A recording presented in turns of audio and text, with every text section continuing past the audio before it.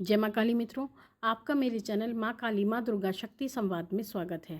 मित्रों, अगर आप मेरे चैनल पर नए हैं तो मेरे चैनल को सब्सक्राइब कीजिए, लाइक कीजिए, शेयर कीजिए। साथ ही नोटिफिकेशन बेल को भी प्रेस कीजिए, जिससे मेरी आने वाली वीडियोस का नोटिफिकेशन आपको तुरंत मिल जाए। मित्रों, आज का जो विषय है वो विषय ये है कि जो चैत्र नवरात्र हमारे गए हैं तो वहाँ पर कुछ ऐसी परिस्थिति होती हैं, कुछ ऐसी स्थितियाँ बन जाती हैं जिस कारण से हमारा मन दुखी होता है, हमारा मन कुंठित हो जाता है। यानी कुछ ऐसे अपशगुन हो जाते हैं जिस कारण से हम परेशान होने लगते हैं। तो ऐसे ही कुछ अपशगुन के बारे में आपको मैं बताऊंगी। अगर आपके साथ हुए हैं तो आपको इन बातों पर ध्यान देना चाहिए, और किस कारण से हुए हैं ये भी हम आपको वीडियो के एंड में बताएंगे। तो मित्रों, अगर आपने नवरात्र के अनुष्ठान को किया है, नवरात्र आपने रखे हैं, तो उसमें कुछ सारी चीज़ें होती हैं जो आपको ध्यान देने योग्य होती हैं। तो इसी प्रकार से जब आप नवरात्र प्रारंभ करते हैं, पूरी श्रद्धा के साथ करते हैं, पूरी भावना के साथ, अच्छे भाव और समर्पण भाव के साथ करते हैं, तो उसी समय पर कुछ ऐसी परिस्थितियां बन जाती हैं जिसको देखकर आपका मन दुखी होता है।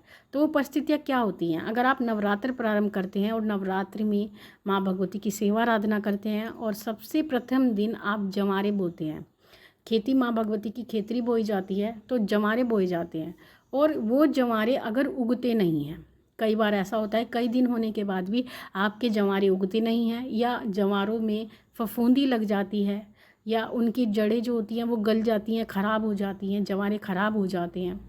एक तो ये परिस्थिति होती है। अगली परिस्थिति, अगर आपके जंवारे उगते हैं और जंवारे उगने के बाद में अगर उन जंवारों को चूहे खा जाते हैं, जैसा आपने देखा होगा किसी के घर में चूहे होते हैं और वो जंवारे खा जाते हैं या जंवारे काट काट के फेंक देते हैं इधर उधर, तो ये परिस्थिति होती है। तो दूसरा, ये परिस्थिति आपके साथ बन जाती है।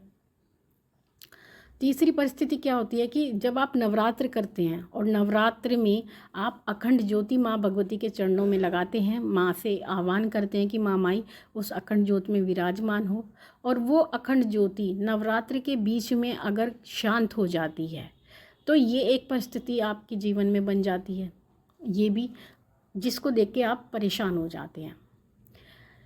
एक परिस्थिति होती है जब आप बाती लगाते हैं, दीपक लगाते हैं माँ भगवती के चरणों में, और आपके घर में अगर चूहे हैं और चूहे आपके दीपक की बाती निकाल लेते हैं, या उस दीपक की बाती को जलती हुई को भी निकाल कर ले जाते हैं, और कहीं मंदिर में आग लग जाती है, या तो दीपक की बाती से लग जाती है या किसी अन्य कारण से आपके घर के मंदिर में आग लग जाती है, और मंदिर में आग लगने के कारण आपके मंदिर का कपड़ा जल जाता है, आपके मंदिर के भगवान जल जाते हैं, यानी तस्वीरें जल जाती हैं, या आपके मंदिर की अन्य वस्तुएं झुलस जाती हैं। तो अगर ये परिस्थिति आपके साथ होती हैं तो ये क्यों होती है, क्या कारण होते हैं कि जो चीज़ आपने बड़े मन से की थी और अचानक से ये सभी विघ्न आपके अनुष्ठान में आ रहे हैं, तो इसका क्या कारण होता है? बहुत लोग इसको लेकर बहुत ज़्यादा परेशान हो जाते हैं। उनको ये लगता है कि ये बहुत बड़ी घटना हमारे जीवन में हो गई है जिसका हमें दंड भोगना पड़ेगा, क्योंकि सारी बात दंड पर आके रुक जाती है। क्योंकि सबको ये लगता है कि माँ कुंठित हो गई है और माँ कुंठित होकर हमारे साथ कुछ बुरा करेंगी। देखिए मित्रों, मैं पहले तो आपको ये बात बताती हूँ कि माँ भगवती कभी किसी के साथ बुरा नहीं करती। अगर आपसे गलती हो जाती है, अगर आपसे कोई भूल हो जाती है, तो माँ आपको सचेत करती है केवल, लेकिन उसका दंड आपको नहीं देती। क्योंकि कुछ लोग ऐसा भ्रम फैलाते हैं कि भगवान दंड देते हैं, भगवान बुरा करते हैं, भगवान ये कर देते हैं, भगवान वो कर देते हैं। अगर आपके साथ कुछ बुरा हो रहा है तो ये आपके भाग्य के कारण हो रहा है, आपकी नियति के कारण है, आपके प्रारब्ध के कारण है। माँ भगवती किसी को दंड नहीं देती, क्योंकि जब माँ शब्द जुड़ जाता है तो दंड का अर्थ ही नहीं रह जाता। माँ केवल अपने बालक को समझाती है, वो सचेत करती है। तो उसी प्रकार से अगर आपके साथ ये सभी घटनाएं होती हैं तो ये इस बात का संकेत होता है कि आपने कोई त्रुटि की है, आपने कोई गलती की है नवरात्र के दौरान, नवरात्र के अनुष्ठान के दौरान, जो आपको नहीं करनी चाहिए थी। और इसी कारण से माँ भगवती आपको बताती हैं, क्योंकि ये जो चीज़ें होती हैं इनको अपशगुन कहा जाता है। अगर आपके जंवारे नहीं हो रहे हैं नवरात्र में, अगर ज्योत खंडित हो रही है, तो ये सभी अपशगुन की श्रेणी में आते हैं।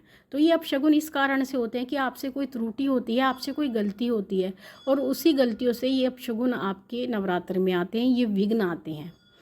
अगर आपके नवरात्र में लड़ाई झगड़े होते हैं, आपके घर में कलेश होता है, आप नवरात्र कर रहे हैं और प्रत्येक नवरात्र में प्रत्येक दिन आपके घर में लड़ाई झगड़े हो रहे हैं, तो ये भी नवरात्र में विघ्न ही माना जाता है। यानी आपके घर में विघ्न पैदा हो रहा है, आपकी पूजा में विघ्न हो रहा है, जो आपके घर की शांति है वो नवरात्र में भंग होती है। आपके घर में लड़ाई झगड़े हो रहे हैं, बिना कारण से लड़ाई झगड़े हो रहे थे, तो ये भी एक विघ्न की श्रेणी में आता है, जो कि नहीं होने चाहिए।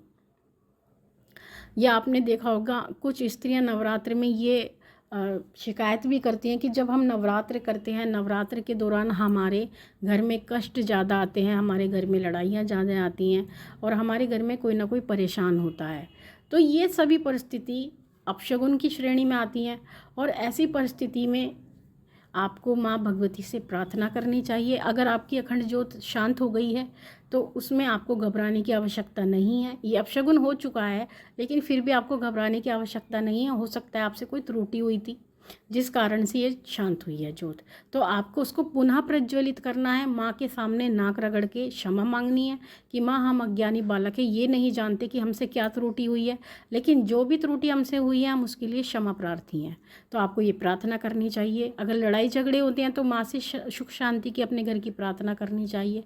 अगर आपके जंवारे नहीं होते हैं, जंवारे सुख समृद्धि का प्रतीक होते हैं, धन का प्रतीक होते हैं, और अगर ऐसा नहीं हो रहा है, जंवारे आपके नहीं हो रहे हैं, आप बोते हैं लेकिन उगते नहीं हैं, या चूहे काट गए हैं, तो यहाँ पर भी आपके भाग्य में कोई ऐसी परिस्थिति है, आपके घर में कोई ऐसी बाधा है जो आपके घर में सुख शांति नहीं आने देती है, समृद्धि नहीं आने देती है। तो उसके लिए भी माँ भगवती से आपको प्रार्थना करनी चाहिए कि हे माँ, आप हमारे घर में सुख समृद्धि प्रदान करें, और जंवारे के रूप में आप माँ भगवती यहाँ पर विराजमान हो। हमारी खेती अच्छी हो, अगर खेती अच्छी होगी तो हमें भी शांति मिलेगी, माँ हमें भी प्रसन्नता मिलेगी, और हम प्रसन्न होंगे, आप भी प्रसन्न होंगे, तो हमारे जीवन में एक अलग ही आनंद होगा। तो इस प्रकार से आपको माँ से प्रार्थना करनी चाहिए, क्योंकि प्रार्थना का भी एक तरीका होता है। अगर आप भगवान से मांग नहीं सकते, क्योंकि मांगना आपको आना चाहिए, क्योंकि हर व्यक्ति भगवान के सामने भिखारी होता है, और भगवान के सामने मांगने से कभी शर्म नहीं करनी चाहिए। और भगवान को हमेशा एक ही बात कहनी चाहिए कि भगवान, केवल हम तेरे सामने मांगे, और इस संसार में कभी किसी के सामने हाथ ना फैलाएं, कभी ये परिस्थिति ना आए, क्योंकि आपके सामने मांगने से हमें शर्म नहीं आती। क्योंकि एक बालक माँ से कभी किसी प्रकार की कोई लज्जा नहीं करता, कोई शर्म नहीं करता। तो उसी प्रकार से हम आपके अबोध बालक हैं, तो जो भी कोई परेशानी होगी हम अपनी माँ को ही कहेंगे। तो इस प्रकार से आप प्रार्थना करें, और बिल्कुल भी घबराएं नहीं। अगर अपशगुन आए हैं तो माँ भगवती सब दूर करने वाली हैं, वो सुख समृद्धि प्रदान करने वाली हैं, वो संकट हरनी है। सबके संकट माँ भगवती हरती हैं, आपका संकट भी अवश्य हरेंगी।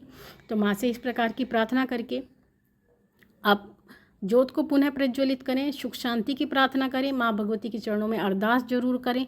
अगर कोई परेशानी घर में आ रही है तो माँ के चरणों में अरदास करें। हमने घर पे भी अरदास लगाने का तरीका आपको बताया है, अपने पास भी अरदास लगाने का तरीका आपको बताया है। अरदास सबसे पहली चीज़ होती है जो आपको करनी चाहिए माँ भगवती के चरणों में। तो मित्रों, ये थी जानकारी आप सभी के लिए। माँ भगवती से यही प्रार्थना करते हैं कि वो आपके भंडारे भरती रहे, आपकी सभी मनोकामनाओं को पूर्ण करती रहे। आपसे फिर मिलते हैं अपनी अगली वीडियो में। तब तक के लिए जय महाकाली, जय महाकाल।